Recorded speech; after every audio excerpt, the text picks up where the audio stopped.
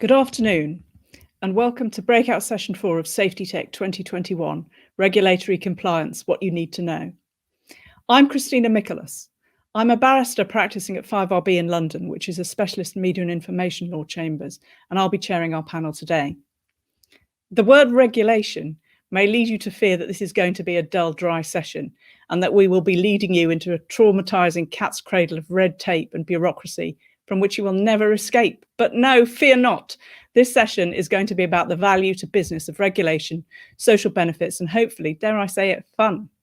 If you're having so much fun you want to tweet about it, please do. The hashtag is SafetyTech 2021. I'm privileged to be able to introduce four eminent speakers. But before I do, firstly, I'd remind you that you have the opportunity to quiz these experts throughout the session. So please take that opportunity. We have some fantastic experts and you'd be foolish to miss that chance. And secondly, I'd just like to set a bit of context, particularly for our international viewers, the UK position here. So it's easy to forget what life was like before the internet. Here's a quick quiz question for you.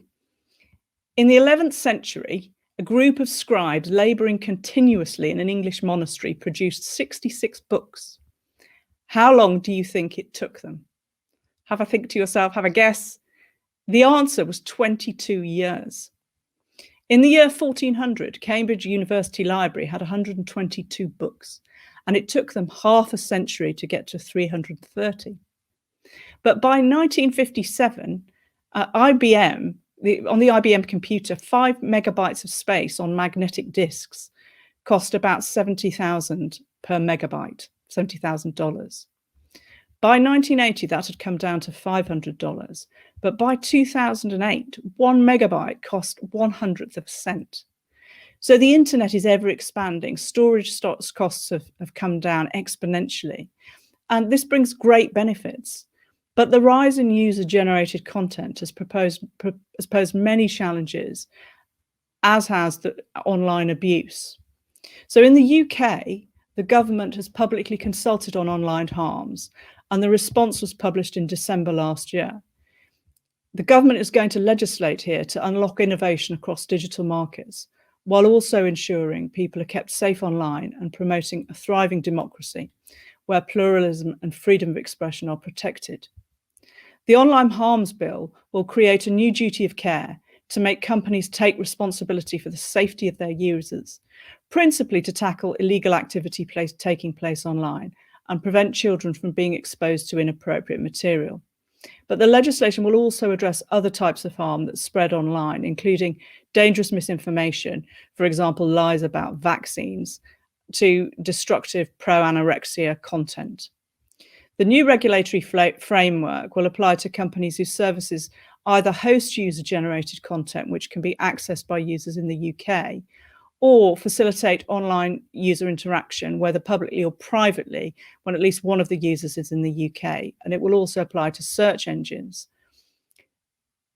Freedom of expression is very much at the forefront of this. And so content and articles produced by news services on their own websites are not within the scope of the legislation. And the government has expressly said that it recognises the importance of below-the-line comments and reader engagement with the news. So user comments below articles are explicitly exempted from the scope of the incoming legislation. This is going to be achieved by a low-risk functionality exemption. The appointed regulator will be Ofcom, and for our international audiences, Ofcom is the Office of Communication. It's the UK's independent regulator for communication services, which includes television broadcasting. And we're very lucky to have a speaker from Ofcom today.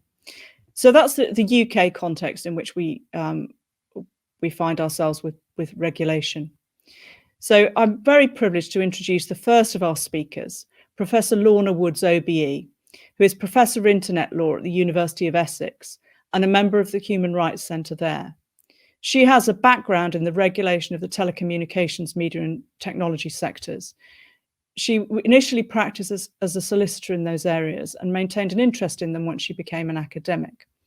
Her recent research has been working on a systems-based mechanism for regulating social media, utilising a statutory duty of care, and has been funded by the UK Carnegie Trust. We're very lucky to have her. Again, a reminder, you can put questions in to all of our panellists throughout the session, please do so. Ladies and gentlemen, Professor Lorna Woods, OBE. Hello, and thank you, Christina, for such a lovely introduction. I'd like to take just a few minutes to elaborate on some points you made about the approach to regulation and the statutory duty of care. I've been wandering around telling people that this is systemic regulation. And by that, I mean the focus of the regulatory regime is not about identifying types of bad content and taking it down, but looking at how the platforms and the services are designed and whether they can be made to be better environments for people by means other than just taking down content. And the heart of this is the statutory duty of care. And essentially it's a form of, dare I say it, health and safety for the internet. So this is a risk assessment at its heart, which is looking at the service overall, but also individual features of the service, right the way through from when audiences or users sign up, go onto the service, but also through content discovery and the way people respond, share, react to content, as well as complaints. So that allows a wide range of options, I think, both in terms of what the regulatory space can do, but also what companies who are within scope of the regime may do in terms of the way that they can react to that. It's an assessment that takes place in context. So it's about the services the platform actually provides and what its users are. So it's not a one-size-fits-all regime at all, but allows companies to make their own choices and perhaps to develop their own innovative responses to threats that are out there in the environment. I suppose what we're saying here is that this is analogous to privacy by design, but instead of looking for privacy enhancing technology, what we're looking for is safety by design, and how, as part of this, technology is never a silver bullet, but as part of this, what can be done to make a platform safer. And this can be a range of things. It could be about age verification. It could be about how content is promoted and disseminated. But it also could be about giving more tools to users to empower them to curate their own environment. But it all depends on, I think, what the platform sees its profile, its risk profile to be, including how its users use the platform. As you said, Ofcom is going to have a role, and I think Ofcom's role will be important. It'll be interesting to hear what's said in a little bit, but I think it's important to recognise that the role of the regulator shouldn't be just about enforcement and imposing fines, but maybe about understanding what good practice looks like in this space. I think I probably overrun my allotted few minutes, so I'll leave it there. Thank you very much, Lorna. That was very, very interesting, particularly what you were saying about empowering users. So our next speaker is Professor Victoria Nash, who is the incoming director of the Oxford Internet Institute, where she's a senior policy fellow. She has a particular focus on internet regulation and online child safety. But Professor Nash. Thank you very much for that introduction, Christina, and Lorna for the great preceding talk. So I'm not a lawyer. I'm a political theorist by background, but much of my work focuses on child well-being and children's safe and positive uses of the internet. And it's with that perspective that I suppose I'd like to frame my 3 minutes. As Lorna notes, the UK, but actually also other countries, so Australia, Ireland, we've got measures now in the Audiovisual Media Services Directive in Europe, many other countries making big advances in considering how children can be better protected by regulation in the online environment. And this trend is clearly only going in one direction. So the focus today on safety tech and compliance and what companies can do to do more, I think, is really important. From my perspective, though, I think that having a very narrow focus on what's meant by compliance is actually quite unhelpful. I think I'd like to see companies going much further than doing the bare legal minimum, in particular because this focus on children's interests gives us an opportunity to ask actually how companies can serve children's best interests online, which ultimately requires more than just protecting them. And this is particularly vital because if you look at how children use digital services, it's really clear that the online and offline are no longer separable. The internet is just a core part of their daily social life, their entertainment, their learning, their individual development. And so any focus that's biased towards just protection or just risk minimization risks shutting a lot of those larger opportunities down. So to me, safety tech is most exciting when it actually opens up the possibility of doing things like taking age-appropriate risks. For example, when it enables children in a safe way to enjoy key rights of things like participation, expression, or access to information. A good example would be the types of moderation service that we're seeing arise, whereby children can engage quite freely in chat rooms with their peers, safe from the knowledge that if you like, no inappropriate adult content will be enabled. So to me, what this really means is that I think there's a key principle I'd like us perhaps to focus on in debates about compliance, which goes beyond narrow legal and regulatory compliance, and is to see this as the jumping off point rather than the upper limit. So perhaps in an ideal world, I guess we would see product design building in compliance and safety by design at the very earliest stages of product development, rather than just sort of bolting them on at the end and checking that they're legally compliant. And so to me, if we have a group here of compliance officers and regulatory specialists, I would say, you have a role to play, not just in selling safety tech, but actually arguably producing technology which will help children flourish. So yeah, my message overall is let's set the bar pretty high if we can. Thank you. Thank you, Vicky.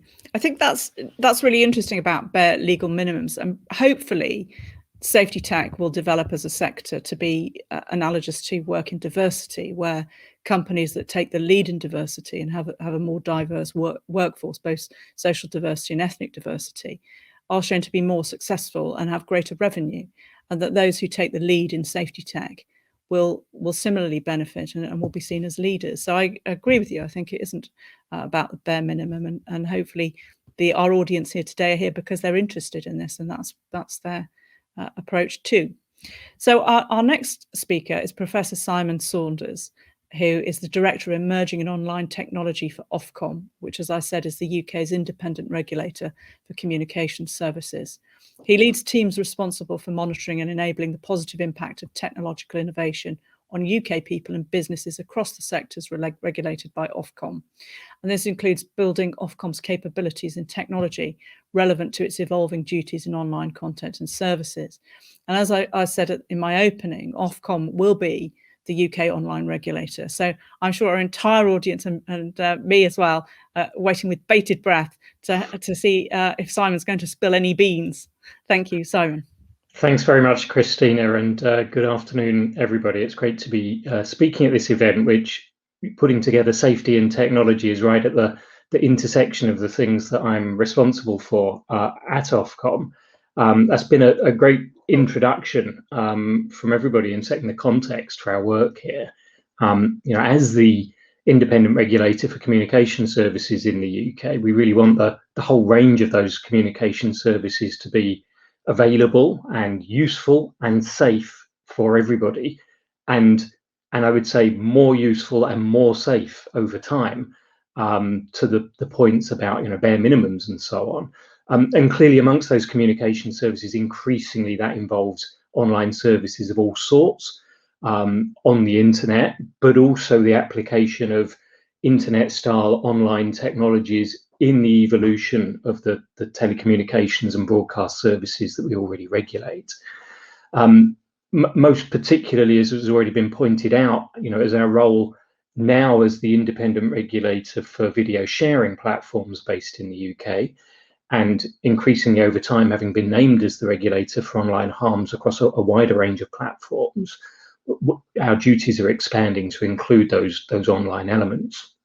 And as an example of how active we already are in this area, I'm pleased to say that today we've published a range of research and of guidance relating to the video sharing platforms aspects of that. So there's some reading for everybody here, and that's a kind of indication of how we're trying to make it clear for platforms what it will take to comply with those regulations as far as we possibly can.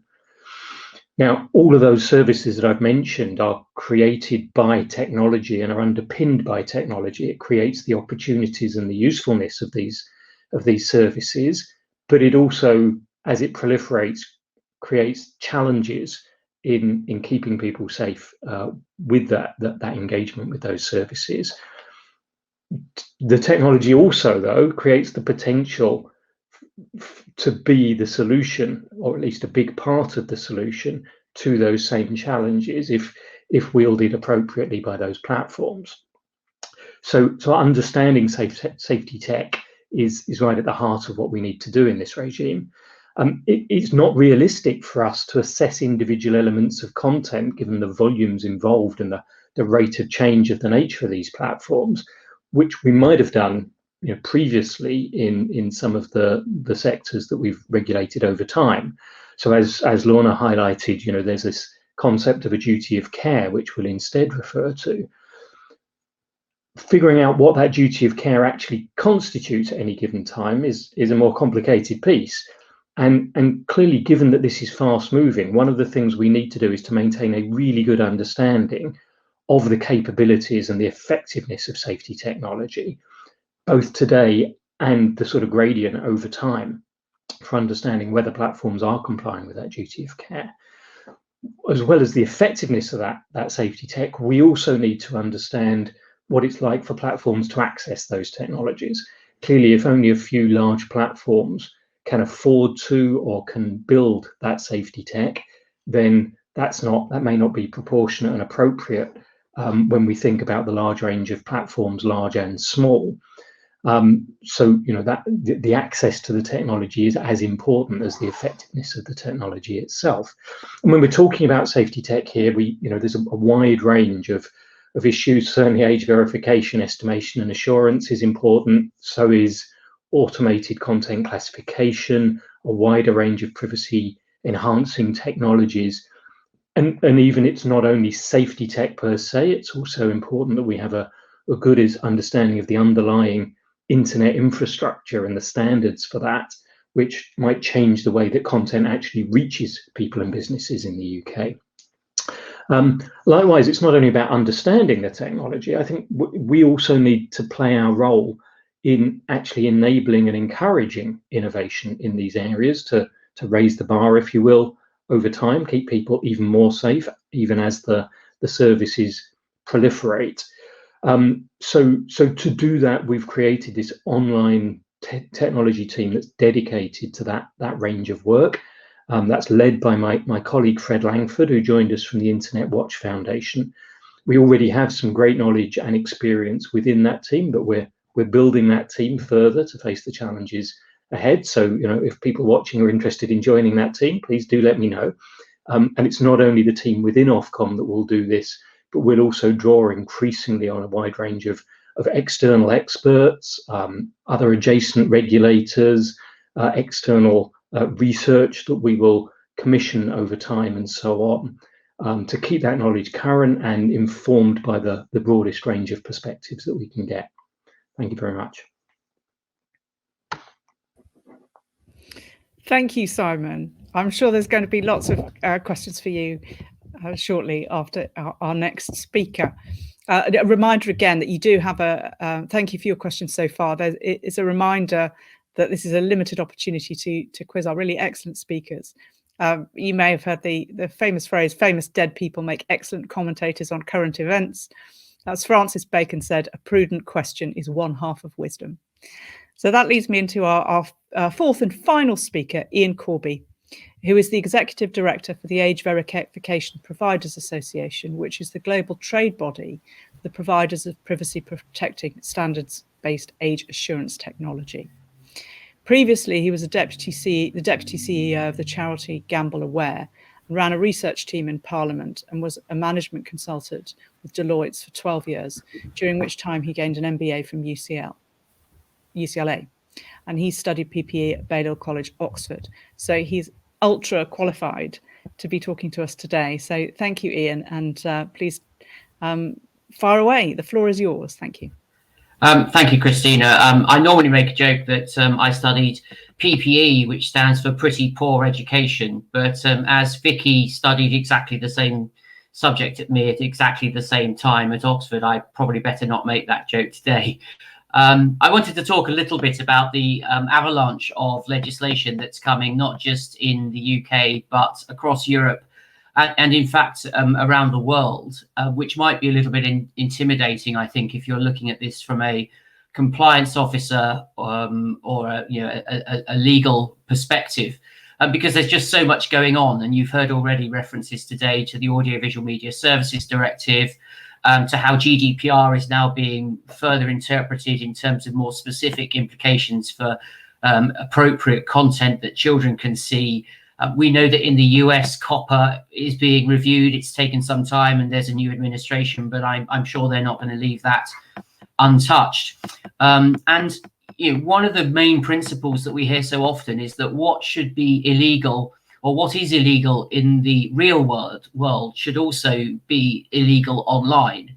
And then, trying to implement this principle, governments sort of come up with a clever bill like the Online Safety Bill, which we're expecting shortly, and perhaps try to do that all in one go, when we know that for every product and service around the world in every jurisdiction, there are multiple laws trying to deal with the peculiarities of each of these different entities and the regulations that go with their sale and use. And so I think it's going to be an evolving feast as we try to apply that principle of equality in the online and offline worlds.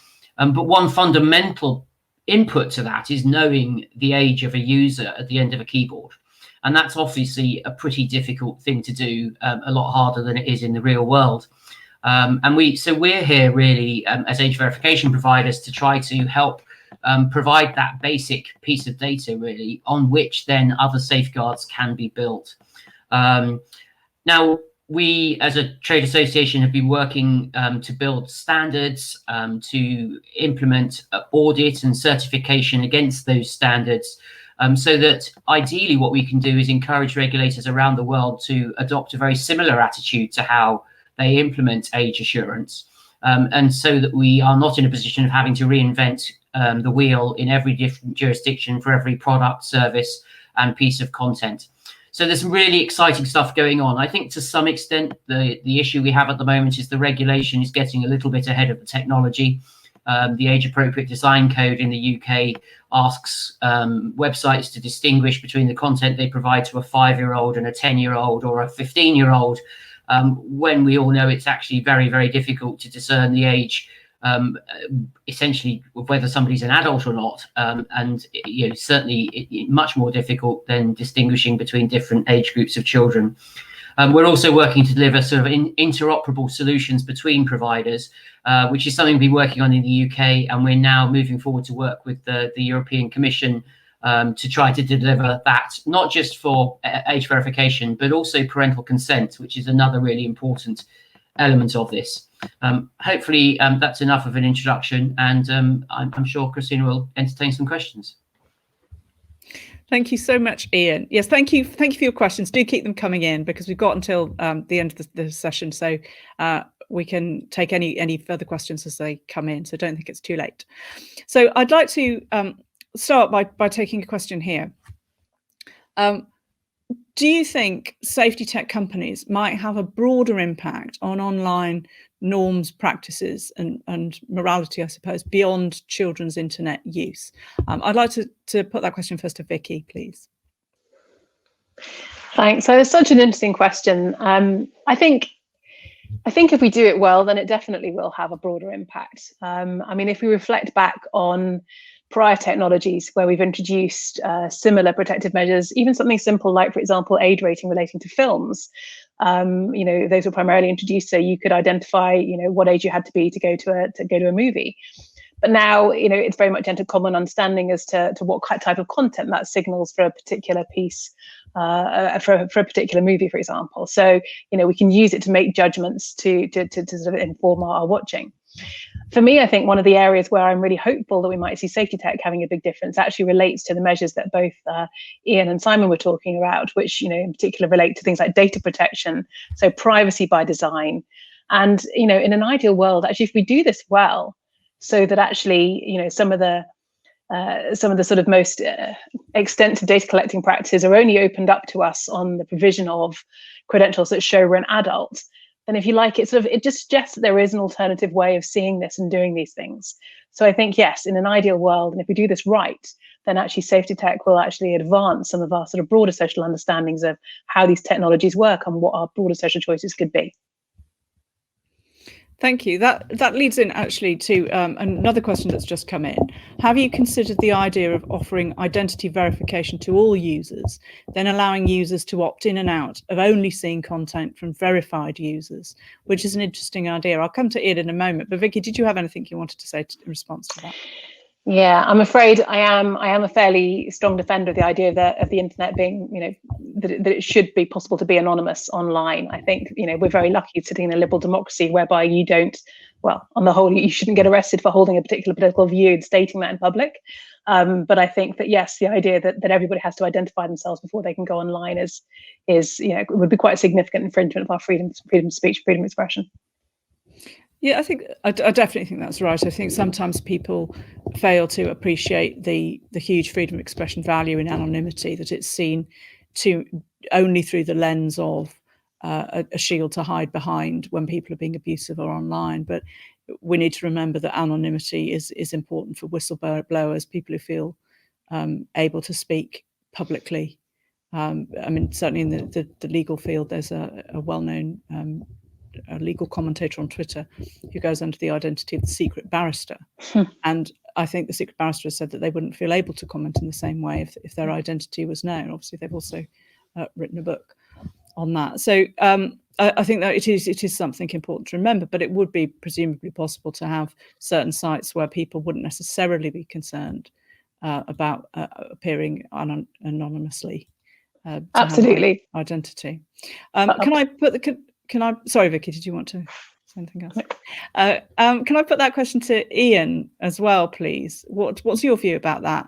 About identity verification to all users? I just say very briefly that when you walk into a bar, the barman doesn't need to know your name. He just needs to know that you're over 18.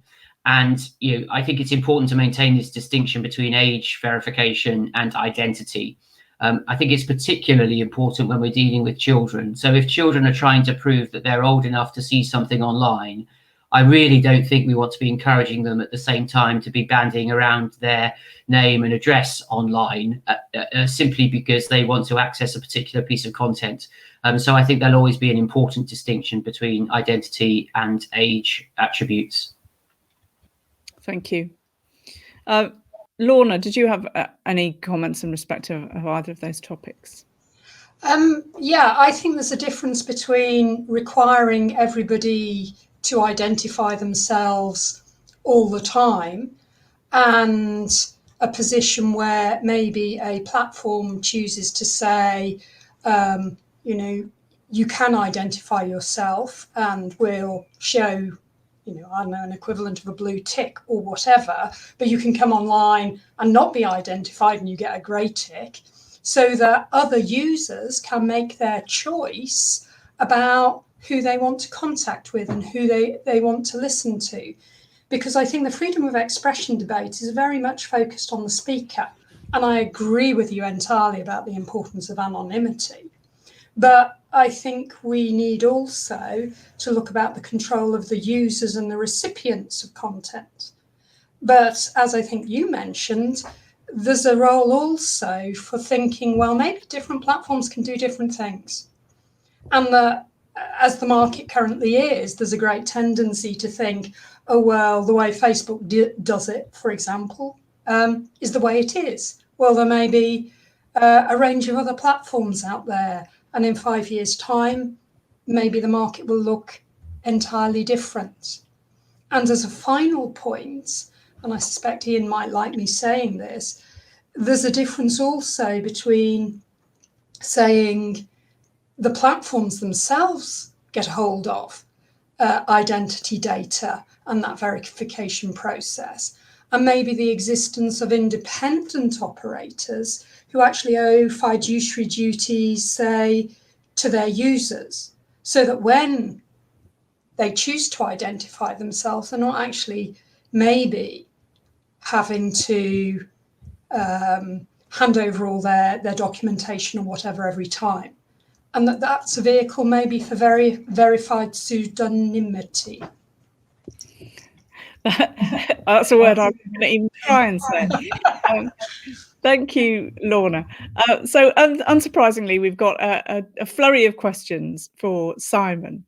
So Simon, one of the first questions is the guidance released today related to the video sharing platforms. How does that guidance relate to the work the ICO, that's the Information Commissioner's Office in the UK, is doing around the age-appropriate design code? Yeah, really good question. So, I mean, I think we're sort of building on the shoulders of giants in the work that ICO did in the age-appropriate design code.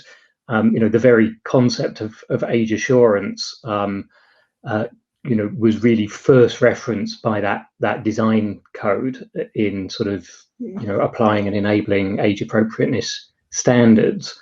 And I think that was a real milestone in the developments there. But dare I say, there's another milestone today, which is that in the guidance that we put out, this is really the first time we've sort of shared a public position on age verification, age assurance measures in that consultation. So I'd invite people to take a close look at that and do let us know what your thoughts are from that. That is a consultation that you can respond to. In particular, that sets out that we do expect that video sharing platforms have an appropriate and robust access control system when they're hosting material that is only appropriate for those above the age of 18, such as pornographic material and so on. One thing I'd say overall, and this goes very much to questions of innovation and the way that Ofcom looks at this, is that we're very much we're keen, as I said before, to establish that technology can actually play an important role in assuring the safety of users, and that goes, for example, for age estimation and verification. We'd like to establish the outcomes that we'd like to see rather than the means for seeing that, because the platform should be able to evolve and improve their capabilities to do that over time. On the other hand, I would say that means that to really understand what's possible there, we're not agnostic to the particular technologies that are available at a given time. We really need to understand those in some detail and indeed to work with them.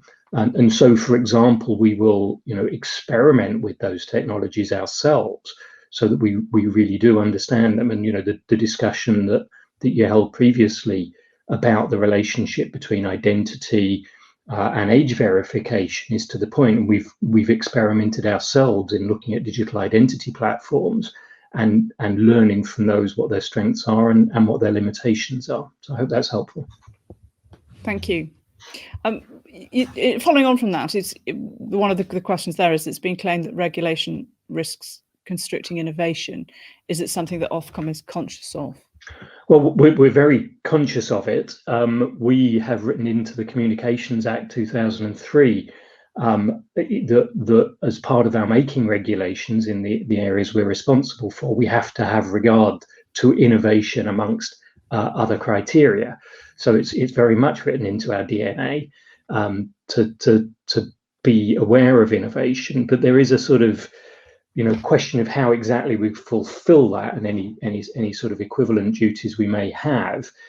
We could just sort of do regulation of innovation, if you like, pay passive attention to where the innovation is happening and take that into account to make our regulation robust. And we certainly do that, and will continue to do it. But broader than that is regulation for innovation, actually making that regulation pro-innovation without restricting at the boundaries that there's only one form of innovation. And I think it would be fair to say we've probably paid more attention in the past to the regulation of innovation than the regulation for innovation, and we're very, very keen as we adapt to the wider sectors that we're regulating, that we're actually actively enabling that innovation to happen and to continue to happen, with a background that we want the services to be as useful and as safe as possible for everybody. Thank you. Then a quick question for Iain. If you want children to stop lying about their age, you need to stop asking them how old they are. How do you achieve this with technology? That's a very good point. And I think one thing to remember is this is a fast moving area, as Simon was alluding to.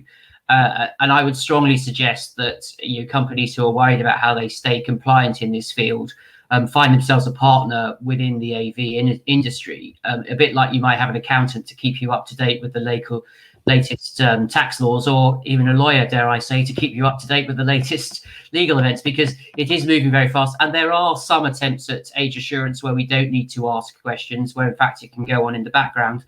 But you come up with a bit of a catch-22 sometimes, which is if you've got a brand new user on your platform, you have no data about them in order to do any of this analysis. So you have to sort of put them into a safe space until you've figured out their age. Well, if all they're doing is watching noddy videos on YouTube, you're never going to know that. You'll be able to figure out from that what their age is. So it is a challenging area, and at the moment we just need to go back to hard data sources to provide a reasonable level of assurance about somebody's age, with perhaps the exception of facial analysis, where we are now getting pretty accurate to within a couple of years to know somebody's age without needing to ask to see a passport. Thank you. We're coming to the end of the session, so I'd just like to ask all of our panelists, starting with Iain, since you're here, what practical tips, what's your top practical tip or practical tips you'd give companies and legal departments of companies who want to start preparing now for regulatory change? So starting with Iain. So I always think it's better to be ahead of the regulator, sorry, Simon, rather than be following them. And so we're doing our best through setting standards with the BSI, PAS 1296, to establish a way forward, which will mean that if you're following some of those standards and best practice, you're unlikely to be bothered by regulators. So work with a partner in the AV industry. Thank you. Lorna.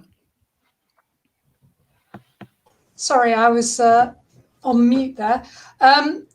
I would say be aware of what's going on your service. If this is about risk assessment, you possibly need some idea of where the risks lie. And a starting point for that is find out what's going on. So, find out what's going on. Thank you. Vicky? I think I'd say what I said before, which is ask your product design team how regulatory compliance can help them build better, more exciting products. Thank you. And finally, Simon, the last word on top tips. Well, three top tips, if I may. So one is first of all, read our guidance and read what we have to say on these things, and there's plenty of that today to chew on. Secondly, please come and talk to us. Talk to us about what's unclear for you. Talk to us about what you're trying to achieve. And thirdly, and I think actually most important, is think about the people you're serving and think about the businesses you're serving and think about keeping them safe and doing your utmost to ensure that, because at the end of the day, that's what we all want to achieve. Thank you very much. So I'd like to thank all of the panelists today. Thank you for your contributions. I certainly found it very interesting. I hope you have, watching wherever you are in the world. We're obviously moving into a world where companies are going to make better use of technology to protect their users. And we can see from the things that our panelists have said that SafetyTech can empower users and help people make the right decisions and enable companies to deliver on their terms and conditions and commitments to their users. So online safety has many benefits. Thank you, everybody. I would encourage everyone to join, and thank you to you for watching and for your insightful and thought-provoking questions. I'd encourage everyone now to join the closing plenary session, Together Towards a Safer Future. There are some fantastic speakers, including Susanna Story, who's the Director General at the Department for Digital Culture, Media and Sport. Michelle Coniques, who's the Executive Director of the UN Counter-Terrorism Executive Directorate, and Professor Mary Aiken, who is a cyber psychologist. I don't think I've ever been so jealous of somebody's job title in my life. I would like to be a cyber psychologist. So thank you for joining us. Thank you again to the speakers, who deserve a round of applause, albeit remotely. Please do join the closing plenary session. Have a good evening and stay safe online. Thank you very much.